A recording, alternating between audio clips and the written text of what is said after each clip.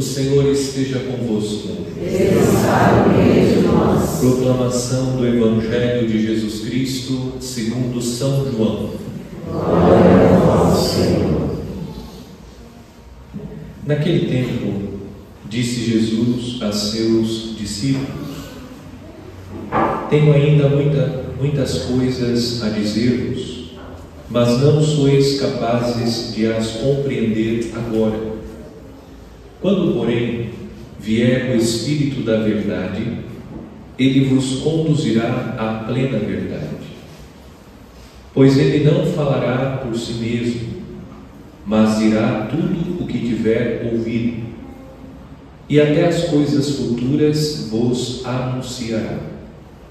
Ele me glorificará, porque receberá do que é meu e vô-lo anunciará. Tudo o que o Pai possui é meu. Por isso disse que o que ele receberá e vos anunciará é meu. Palavra da salvação. Glória a vós, Senhor.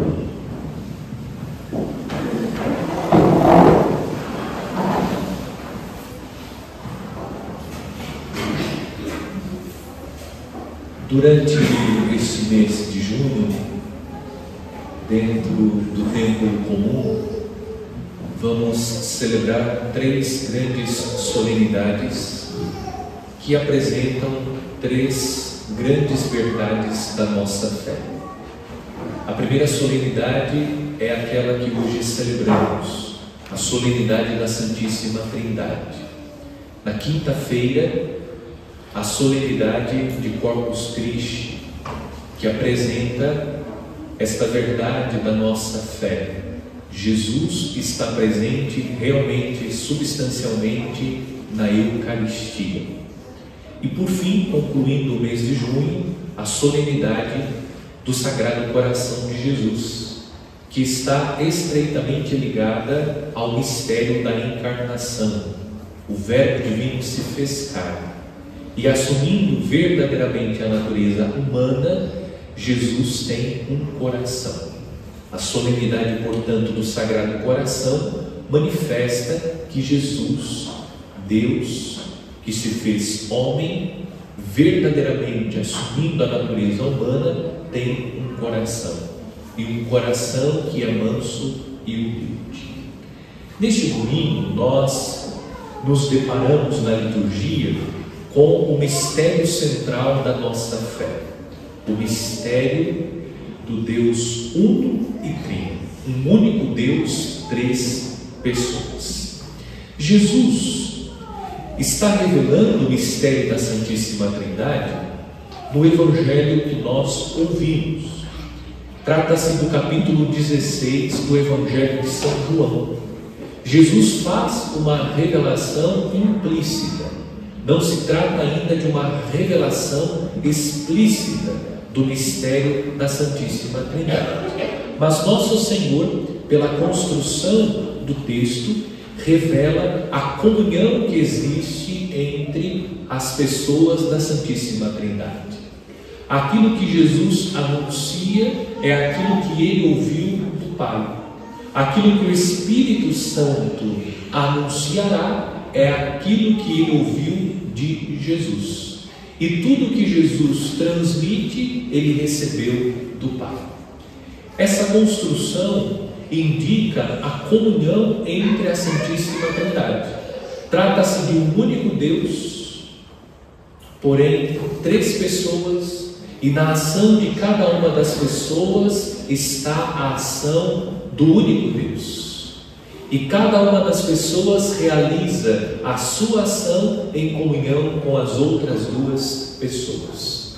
É fato que o mistério da Santíssima Trindade, muito mais do que querer explicá-lo, até porque as palavras são insuficientes para explicar o mistério de Deus, Santo Agostinho disse: se o conhecêssemos, deixaria de ser Deus. Claro, a Igreja apresenta esse mistério da Santíssima Trindade, descreve o mistério da Santíssima Trindade, mas o mistério da Santíssima Trindade é um mistério que nós experimentamos. É o mistério da comunhão amorosa entre as três pessoas da Santíssima Trindade. Qual é o ensinamento que nós podemos recolher da liturgia da solenidade da Santíssima Trindade? Em primeiro lugar, contemplando o mistério da Santíssima Trindade, nós constatamos que Deus é uma comunidade, a comunidade perfeita. É o único Deus, mas três pessoas. Três pessoas porque cada uma delas tem algo que é próprio daquela pessoa, que a distingue das outras duas pessoas. Mas cada pessoa que tem algo que é próprio dela, realiza, participa da obra de Deus em comunhão com as outras duas. O mistério da Santíssima Trindade é um mistério da comunhão amorosa. Não há entre as pessoas da Santíssima Trindade rivalidade. O Pai não se coloca acima do Filho, o Filho não se coloca acima do Espírito Santo, o Espírito Santo de Deus não está acima do Pai e do Filho. A ação das três pessoas é uma ação sempre conjunta. Não há rivalidade, conflito no sentido da confusão entre as pessoas da Santíssima Trindade. Elas estão sempre juntas, em comunhão. Olhar para a Santíssima Trindade é reconhecer que ela é a grande inspiração para a vida da comunidade cristã. A comunidade perfeita é a comunidade da Santíssima Trindade. Nós devemos olhar para a comunidade perfeita, a Santíssima Trindade, e a vida da nossa comunidade precisa ser inspirada e precisa se inspirar na Santíssima Trindade. Nós também temos na comunidade cristã uma diversidade de pessoas. Nós somos diferentes uns dos outros. Somos cumulados de dons, talentos, carismas. Nós exercemos ministérios diferentes, mas na comunidade cristã o que prevalece é a comunhão amorosa. Nós realizamos tudo em comunhão com os outros membros. Na comunidade cristã não pode existir rivalidade. Na comunidade cristã não pode existir o desejo de querer ser maior que o outro. Na comunidade cristã, o maior é aquele que se faz menor. É aquele que se dispõe a servir com gratuidade. Aquele que procura colocar verdadeiramente os seus dons e talentos a serviço de todos. Esse é o primeiro ensinamento que nós recebemos da solenidade da Santíssima Trindade. Contemplar o mistério da Trindade é contemplar aquilo que nós devemos ser. Como comunidade cristã, comunidade formada por pessoas diferentes, devemos procurar sempre a comunhão, o amor entre nós, o respeito, a colaboração.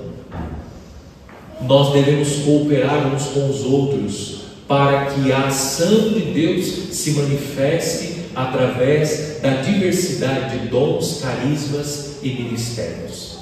É preciso superar a mentalidade que nos faz pensar que nós somos melhores que os outros. Na comunidade cristã, cada pessoa com o seu dom, com o seu talento, com o seu carisma, precisa ser valorizada. Reconhecer que essa diversidade, a comunidade cristã não é uma comunidade que preza pela uniformidade. A comunidade cristã é uma comunidade formada por pessoas diferentes, mas que vive a unidade. Nós, na diversidade de dons, carismas e ministérios, estamos sempre unidos. Na comunidade católica, nós não lutamos pela uniformidade. Nós preservamos, lutamos pela unidade. A unidade. Nós estamos em comunhão na mesma doutrina, nos mesmos costumes, na comunhão, na mesma doutrina, nos mesmos costumes, nós vivemos a diversidade. Cada um de nós colocando os dons que de Deus recebeu a serviço dos irmãos. Segundo ensinamento, nós ainda somos classificados por alguns como idólatras. A devoção que nós cultivamos aos santos, mal interpretada por pessoas mal informadas, e a má informação faz com que essas pessoas chamem os católicos de idólatras. A solenidade da Santíssima Trindade está ensinando, e nós estamos pregando neste domingo, sobretudo, que existe um único Deus. Não existem deuses, existe um único Deus. E o culto de adoração nós prestamos somente a Deus. Só Ele é digno da adoração. Para os santos e santas de Deus, nós prestamos um culto de veneração. Nós veneramos os santos, o chamado culto de dulia. Nós veneramos, porque reconhecemos as virtudes dos santos. Reconhecemos que os santos e santas de Deus são dignos de ser imitados, porque foram fiéis a Deus, porque amaram a Deus sobre todas as coisas. Em hipótese alguma, a doutrina católica diz e prega que nós devemos prestar culto de adoração aos santos. A doutrina católica está apresentando esta verdade, que é um mistério central da nossa fé. Existe um único Deus, a Ele a nossa adoração. O culto de adoração nós não prestamos a ninguém mais, somente a Deus. As pessoas da Santíssima Trindade, adoramos o Pai, o Filho e o Espírito Santo. A eles nós prestamos o culto de adoração, ao único Deus. Aos outros, os santos, os mártires, nós veneramos, porque reconhecemos que são homens e mulheres que amaram a Deus sobre todas as coisas, sendo eles, como nós, seres humanos, homens e mulheres que também eram pecadores.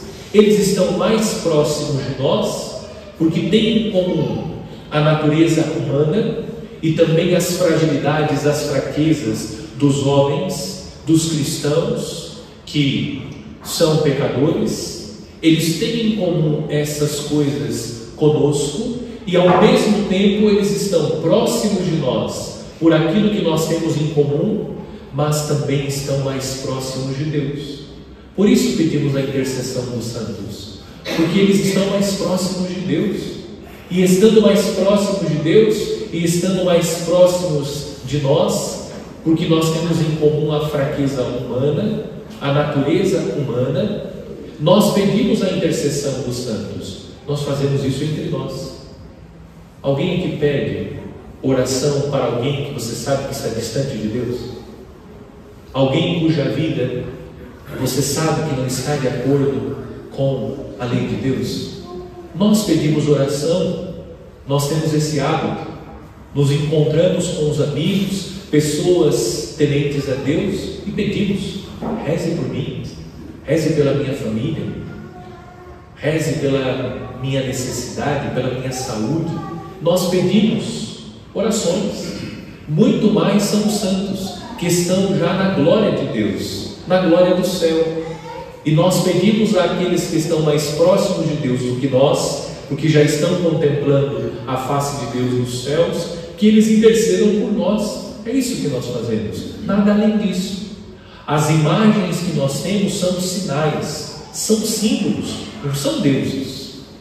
O Antigo Testamento condena a construção das imagens que representam a pessoa de Deus, as imagens dos deuses. Os santos não são deuses. Os santos são homens e mulheres tementes a Deus, que servem de exemplo. Nós temos as imagens e os sinais sagrados que nos ajudam a recordar, a fazer memória da vida, do testemunho dessas pessoas. Aliás, vejam a má formação dessas pessoas que nos acusam de idólatras, e porque temos os sinais, os objetos religiosos. O próprio Deus se utilizou de objetos para manifestar a sua graça.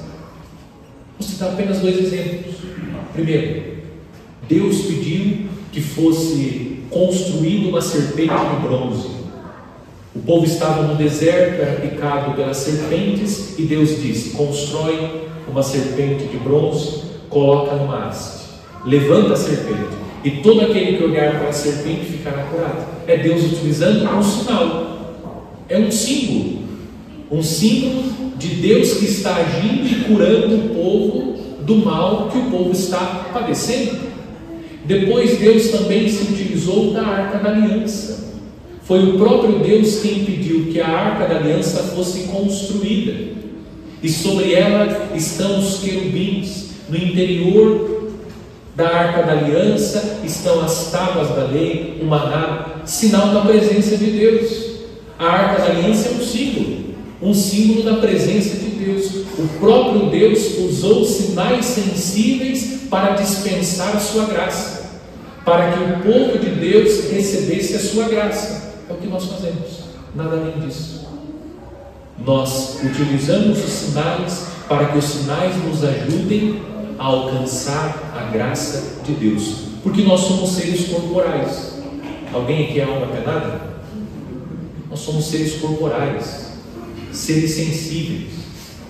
Nós olhamos, nós escutamos, nós degustamos, nós apalpamos, nós sentimos o odor. Nós somos seres corporais, e a partir do sensível nós acessamos o transcendente, aquilo que transcende a nossa realidade palpável.